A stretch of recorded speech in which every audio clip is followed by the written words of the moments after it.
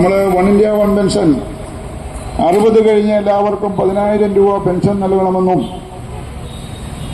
നമ്മുടെ സംസ്ഥാനത്തിന്റെ വരുമാനത്തിന്റെ സിംഹഭാഗവും 3% വരുന്ന സർക്കാർ ഉദ്യോഗസ്ഥന്മാർക്ക് മാത്രമായി വീതിച്ചു കൊടുക്കുന്ന ഈ സംവിധാനം, ഈ വ്യവസ്ഥ അപ്പാടെ മാറണമെന്നും അമിത ശമ്പളവും അന്യായ പെൻഷനും വെട്ടിക്കുറച്ചുകൊണ്ട് ലക്ഷങ്ങൾ പെൻഷൻ കൊടുക്കുന്നത് അവസാനിപ്പിച്ചുകൊണ്ട് ഇവിടെ 60 വയസ്സ് കഴിഞ്ഞ് എല്ലാവർക്കും 10,000 രൂപയെങ്കിലും കുറഞ്ഞത് സാർവത്രിക പെൻഷൻ ആവശ്യപ്പെട്ടുകൊണ്ട് one India one pension Kottayam ജില്ലാ കമ്മിറ്റിയുടെ ആഭിമുഖ്യത്തിൽ നടത്തുന്ന വാഹന പ്രചരണ ജാഥ ഏതാനും മിനിറ്റുകൾക്കുള്ളിൽ ഇവിടെ ഉദ്ഘാടനം ചെയ്യപ്പെടുകയാണ്. Global Malayali Federation president Shri Joseph Kanadan ഈ ജാഥ ഉദ്ഘാടനം ചെയ്തുകൊണ്ട് ഫ്ളാഗ് ഓഫ് ചെയ്യുന്നതും തുടർന്ന് ഈ ജാഥ കോട്ടയം ചങ്ങനാശ്ശേരി നിയോജക മണ്ഡലത്തിന്റെ വിവിധ ഭാഗങ്ങളിലൂടെ സഞ്ചരിച്ച് OAOP ആശയങ്ങൾ പ്രചരണം ചെയ്യുന്നതും സന്ദേശം നൽകുന്നതുമാണ്. സ്വാഗതം ആശംസിക്കാനായിട്ട് നമ്മൾ ബഹുമാനപ്പെട്ട ബെന്നി മാത്യു മേവടെ ക്ഷണിച്ചോളും.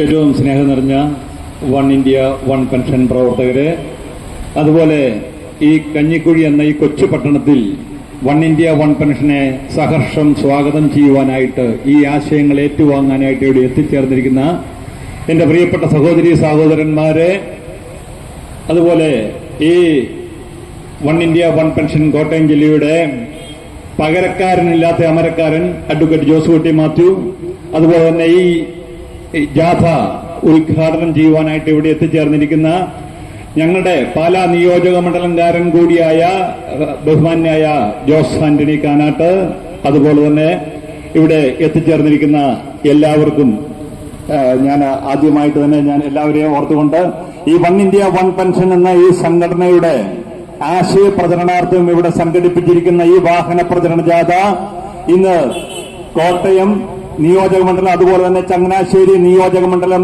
എന്നിവിടങ്ങളിലുള്ള എല്ലാ ടൗണുകളും കവർ ചെയ്ത് അതിന്റെ ഗ്രാമവീഥികളിലൂടെയും ഈ ആശയ പ്രചരണം നടത്തി നീങ്ങുകയാണ്. ഇപ്പോൾ ഇവിടെ ആമുഖമായിട്ട് അഡ്വക്കേറ്റ് ജോസുകുട്ടി മാത്യു ഇവിടെ സൂചിപ്പിക്കുകയുണ്ടായി. നമ്മുടെ ഈ വൺ ഇന്ത്യ വൺ പെൻഷന്റെ ആശയത്തിന്റെ പ്രസക്തിയെപ്പറ്റി സൂചിപ്പിക്കുകയുണ്ടായി.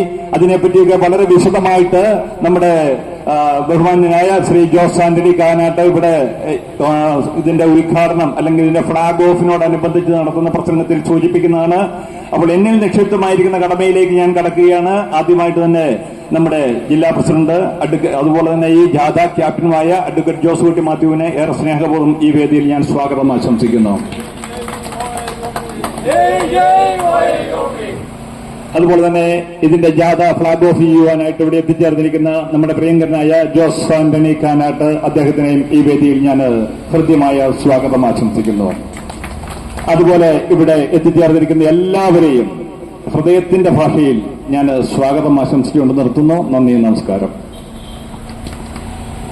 നമ്മുടെ ഈ ജാഥ ഔദ്യോഗികമായി ഉദ്ഘാടനം ചെയ്യുവാനും ഫ്ളാഗ് ഓഫ് ചെയ്യാനും നമ്മുടെ പ്രിയങ്കരനായിട്ടുള്ള ഗ്ലോബൽ മലയാളി അസോസിയേഷന്റെ പ്രസിഡന്റായിട്ടുള്ള ശ്രീ ജോസ് ആന്റണി കാനാടനെ സദയം ക്ഷണിച്ചോളും.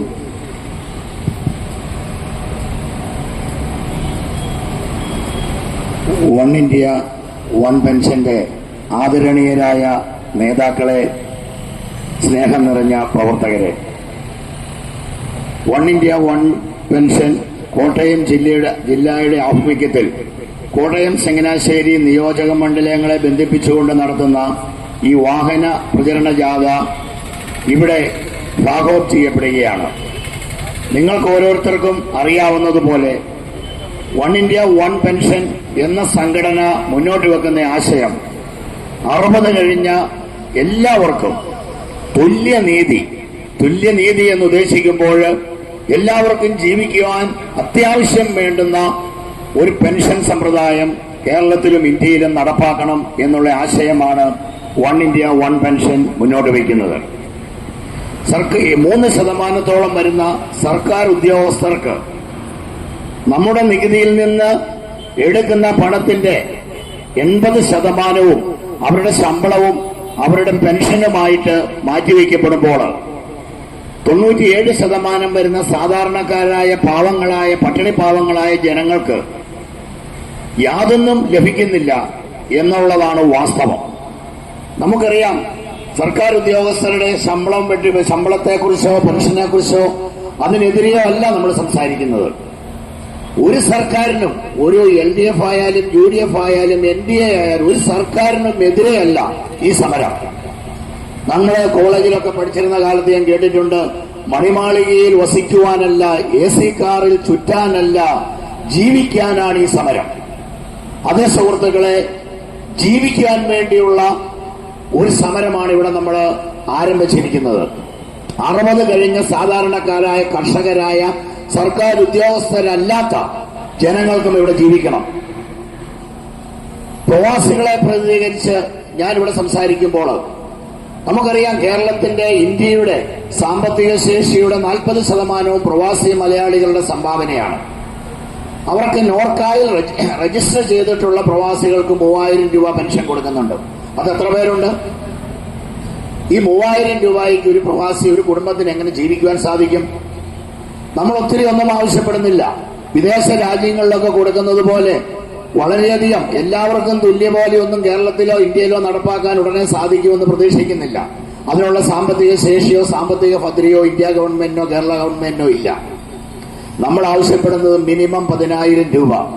ഒരു 10,000 രൂപ കിട്ടിയാൽ പാവപ്പെട്ട 60 വയസ്സ് കഴിഞ്ഞ ഒരു കർഷകന്, ഒരു പാവപ്പെട്ടവന് അത്യാവശ്യം മരുന്ന് മേടിക്കാനും അതുപോലെ തന്നെ അവന്റെ ജീവിതകാരണ കാര്യങ്ങൾക്ക്, കുടുംബച്ചെലവിനൊക്കെ അത്യാവശ്യം തികയും. അതുപോലെ തന്നെ പാവപ്പെട്ടവർക്ക് ഈ തുക കൊടുക്കുവാൻ എവിടുന്ന് കണ്ടെത്തും? കാരണം സർക്കാർ പറയുന്നത് സർക്കാരിന് പൈസയില്ല, വികസന പ്രവർത്തനങ്ങൾക്ക് പോലും പൈസയില്ലാത്തപ്പോൾ എങ്ങനെ കൊടുക്കും? അത് കണ്ടുപിടിക്കേണ്ട, ആ പണം കണ്ടുപിടിക്കേണ്ട ഉത്തരവാദിത്വം സർക്കാരിനാണ്.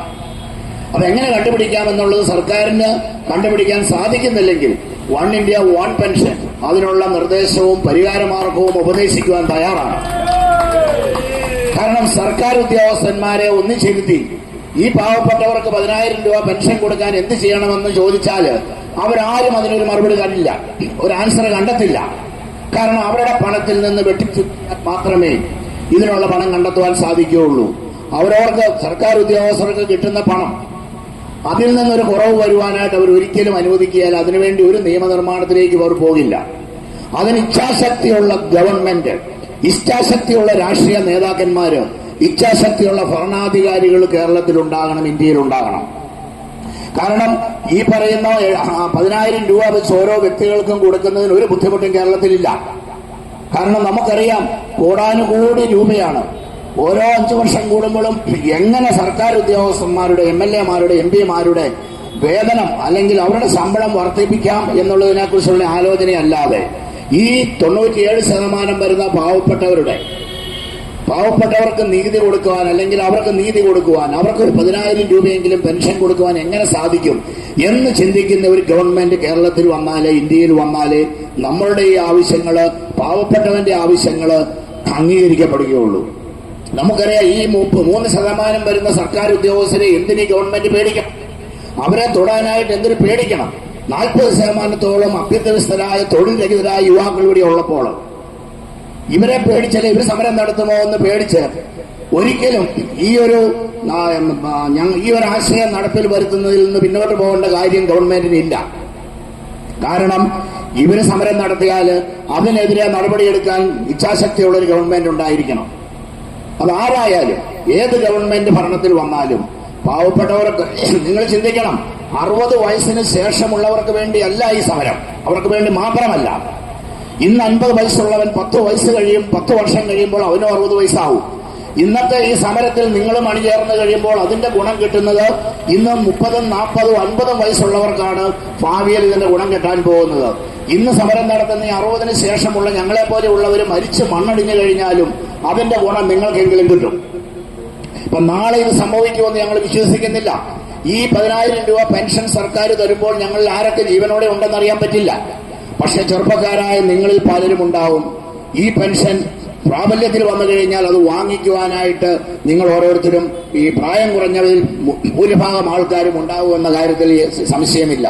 ഈ ഓരോ ഗവൺമെന്റിനെയും അധികാരത്തിലേറ്റുന്നത് സാധാരണക്കാരാണ്. ഈ 3% സർക്കാർ ഉദ്യോഗസ്ഥരുടെ വോട്ട് കൊണ്ടല്ല ഒരു ഗവൺമെന്റ് അധികാരത്തിൽ ഇന്ത്യയിലോ കേരളത്തിലോ വരുന്നത്. ബാക്കിയുള്ള 97%-ത്തിൽ ഒരു 60% ആൾക്കാര് മനസ്സിരുത്തി ചിന്തിച്ചാല് ഈ ഒരു നടപടിക്രമം നിലവിൽ വരുന്നവർക്ക് മാത്രമേ, ഈ ഒരു ആനുകൂല്യം സാധാരണ ജനങ്ങൾക്ക് കൊടുക്കുന്നവർക്ക് മാത്രമേ വോട്ട് ചെയ്യുകയുള്ളൂ എന്ന് കേരളത്തിലെ ഒരു 60% ആൾക്കാർ ചിന്തിച്ചാൽ തീർച്ചയായിട്ടും ഈ ഒരു നമ്മുടെ ആശയം നിലവിൽ വരുന്നതിന് ഒരു ബുദ്ധിമുട്ടുമില്ല. ഈ ഗവൺമെന്റ് കൊണ്ടുവന്നില്ലെങ്കിൽ അടുത്ത ഗവൺമെന്റ്, നമുക്കറിയാം ഇലക്ഷൻ സമയത്ത് മാത്രമേ സാധാരണ പൗരനിവിടെ അവകാശമുള്ളൂ. നമ്മുടെ ഈ രാജ്യത്തെ അവകാശം, ഒരു പൗരന് അവകാശമുള്ളത് ഇലക്ഷന്റെ സമയത്താണ്. ആ അവകാശം നിങ്ങൾ ശരിക്കും വിനിയോഗിക്കണമെന്ന് മാത്രമാണ് എനിക്ക് പറയുവാനുള്ളത്. ആ സമയത്ത് നിങ്ങൾ ചിന്തിക്കുക, ഒരു രാഷ്ട്രീയ പാർട്ടിയുടെ അനുഭാവം വേണ്ട. ഈ ഒരു ആശയം നടപ്പിലാക്കാൻ മുന്നോട്ട് വരുന്ന മുന്നണി ആരായാലും അവർക്ക് പിന്തുണ കൊടുത്തുകൊണ്ട് അവരധികാരത്തിൽ വന്ന് സാധാരണ ജനങ്ങൾക്ക്, കാരണം ഇവിടെ 10-50 പേർക്ക് വേണ്ടി അല്ല ഈ സമരം, ഈ കേരളത്തിലുള്ള 40%-ഓളം 60 വയസ്സിന് മുകളിൽ വരുന്ന ജനങ്ങൾക്ക് വേണ്ടി, അതിനുശേഷം വരാൻ പോകുന്ന 97% ജനങ്ങൾക്ക് വേണ്ടിയാണ് ഈ സമരം. അതുകൊണ്ട് എല്ലാവരും ആത്മാർത്ഥമായിട്ട് ഈ സമരത്തിന്റെ പിന്നിൽ മനസ്സുകൊണ്ടെങ്കിലും അണിചേരണം. നിങ്ങളെല്ലാവരും ഈ ജാഥയിലൂടെ കടന്നു പോകണം എന്ന് ഞാൻ ആവശ്യപ്പെടുന്നില്ല. പക്ഷെ നിങ്ങൾ ചിന്തിക്കണം, നിങ്ങൾ ഓരോരുത്തരും ചിന്തിക്കണം. ഞാൻ കൊടുക്കുന്ന നികുതി പണത്തിന്റെ ഒരു വിഹിതം എനിക്ക് കിട്ടുന്നുണ്ട്, വിദേശ രാജ്യങ്ങളിൽ അത് കിട്ടുന്നുണ്ട്. നമ്മൾ സർക്കാരിലേക്ക് അടച്ചാൽ 62 വയസ്സ് കഴിയുമ്പോൾ അതിന്റെ വിഹിതം നമുക്ക് കൃത്യമായിട്ട് തിരിച്ചു കിട്ടും. അവിടെ പഞ്ഞം കിടക്കുന്നവരാരുമില്ല. എന്നാൽ അതല്ല ഇന്ത്യയിലെ അവസ്ഥ. നമുക്ക് ആനുകൂല്യങ്ങൾ കിട്ടണമെങ്കിൽ നമ്മൾ മുറവിളി കൂട്ടിയേ വെക്കുകയുള്ളൂ. ഇന്ന് അല്ലെങ്കിൽ നാളെ ഇത് സംഭവിക്കണമെന്ന് നിർബന്ധമില്ല. പക്ഷേ ഇത് സംഭവിച്ചിരിക്കും. അധികം താമസിക്കാതെ ഈ 1 ഇന്ത്യ 1 പെൻഷന്റെ ആശയം നടപ്പിലാക്കാൻ സാധിക്കാത്ത ഒരു ഗവൺമെന്റിനും ഒരു മുന്നണിക്കും കേരളത്തിൽ അധികാരത്തിൽ വരാൻ സാധിക്കുകയില്ല എന്നുള്ളത് തെളിയിക്കപ്പെടും. ഒരു സംശയവും വേണ്ട. ആർക്കും വേണ്ടി ഞങ്ങൾ സംസാരിക്കുന്നില്ല.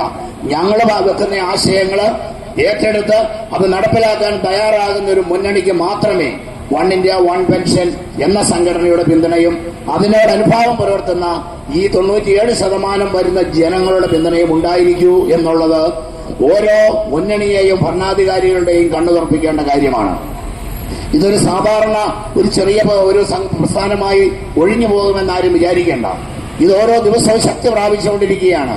കാരണം ഒരു വ്യക്തി തുടങ്ങിയ പ്രസ്ഥാനം, ഒരു മഹാത്മാഗാന്ധിയുടെ നേതൃത്വത്തിൽ തുടങ്ങിയ ഒരു സ്വാതന്ത്ര്യ സമരം ഇന്ത്യക്ക് സ്വാതന്ത്ര്യം നേടിത്തന്നതെങ്കിൽ, ബ്രിട്ടീഷ് പടയാളികളുടെ, ബ്രിട്ടീഷ് സാമ്രാജ്യ ശക്തിയുടെ തോക്കിൻ കുഴലിന്റെ മുന്നിൽ നിന്നുകൊണ്ട് നെഞ്ചു പിരിച്ചു നിന്നുകൊണ്ട് ഇന്ത്യക്ക് സ്വാതന്ത്ര്യം നേടിയെടുക്കാൻ സാധിച്ചെങ്കിൽ ഈ സംഘടന മുന്നോട്ട് വെക്കുന്ന ആശയം നേടിയെടുക്കുവാനായിട്ട് തീർച്ചയായിട്ടും സാധിക്കുമെന്ന കാര്യത്തിൽ ഞങ്ങൾക്ക് യാതൊരു സംശയവുമില്ല. അതിനുവേണ്ടിയുള്ള പ്രയത്നത്തിലാണ് ഇന്നു മുതൽ എല്ലാ 1 ഇന്ത്യ 1 പെൻഷൻ ആൾക്കാരും. അവരോട് മനസ്സുകൊണ്ടെങ്കിലും ഞങ്ങൾ ആത്മാർത്ഥമായിട്ട് സഹകരിച്ച് ചിന്തിച്ച് ഇത് ന്യായമായ ഒരു ആവശ്യമാണെന്ന് നിങ്ങൾക്ക് ബോധ്യമുണ്ടെങ്കിൽ ഞങ്ങളോടൊപ്പം മനസ്സുകൊണ്ടെങ്കിലും സഹകരിക്കുക, ഞങ്ങളെ സഹായിക്കുക, ഞങ്ങളെ പ്രോത്സാഹിപ്പിക്കുക എന്ന് മാത്രം പറഞ്ഞുകൊണ്ട് ഇവിടെ ആരംഭിച്ചിരിക്കുന്ന വലിയൊരു പ്രസ്ഥാനം, വലിയൊരു ആശയത്തിനു വേണ്ടിയുള്ള ഈ ഒരു ജാഥ ഫ്ലാഗ് ചെയ്യുന്നതിൽ എനിക്ക് സന്തോഷമേ ഉള്ളൂ. ഈ ജാഥയുടെ കോട്ടയം ചങ്ങനാശ്ശേരി നിയമമണ്ഡലത്തിന്റെ വാഹന പ്രചരണ ജാഥ ഉദ്ഘാടനം ചെയ്തതായിട്ട് ഞാൻ പ്രഖ്യാപിക്കുന്നു. അതോടൊപ്പം ഇതിന്റെ ഫ്ലാഗ് ഓഫ് കർമ്മവും നിർവഹിക്കുന്നതായിട്ട് ഞാൻ പ്രഖ്യാപിക്കുന്നു. നന്ദി, നമസ്കാരം.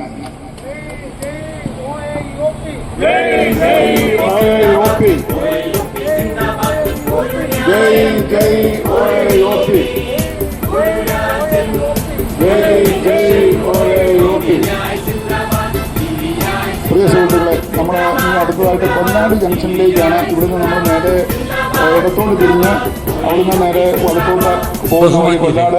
സ്വതന്ത്ര ഭാരതം കണ്ട ഏറ്റവും വിപ്ലവകരമായ ആശയം, അതെ, 1 ഇന്ത്യ 1 പെൻഷൻ അഥവാ OIOP. 60 കഴിഞ്ഞ എല്ലാ ഇന്ത്യക്കാർക്കും കുറഞ്ഞത് 10,000 രൂപയെങ്കിലും തുല്യ പെൻഷൻ നൽകണമെന്ന ആശയം ഉയർത്തിപ്പിടിക്കുന്ന മഹത്തായ പ്രസ്ഥാനം, അതെ, OIOP അഥവാ 1 ഇന്ത്യ 1 പെൻഷൻ.